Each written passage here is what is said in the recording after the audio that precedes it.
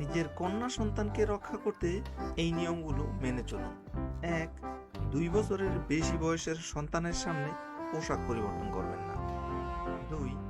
প্রাপ্তবয়স্ক কোনো ব্যক্তি যখন আপনার সন্তানকে মজা করে বলে, তুমি আমার বউ হবে, এটা কখনোই প্রশ্রয় দিবেন না। ৩. আপনার কন্যাকে কখনোই কোনো ব্যক্তির কোলে বসতে দিবেন না, সে যেই হোক না। ৪. কখনোই কারো বাড়িতে একা যেতে দিবেন না। ৫.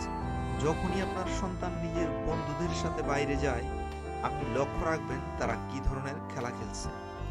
৬. সময় সময় আপনার বাচ্চার মোবাইলের ব্রাউজিং হিস্ট্রি চেক করুন, দেখার চেষ্টা করুন সে গুগলে কি সার্চ করছে। ৭. নিজের সন্তানকে সর্বনিম্ন ২টি ফোন নাম্বার মনে রাখতে বলবেন এবং আপনি নিজেও মনে রাখবেন। ৮.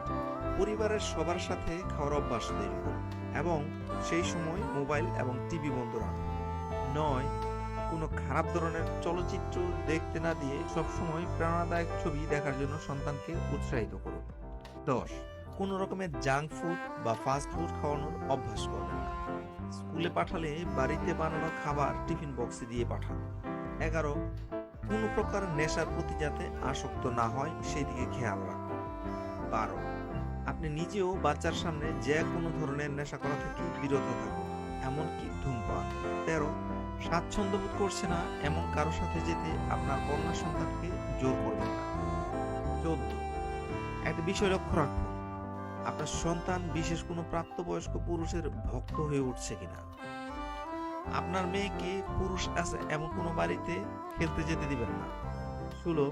নিজের সন্তানের সাথে বন্ধুসুলভ আচরণ করুন, ফ্রি হবার চেষ্টা করুন। ১৭.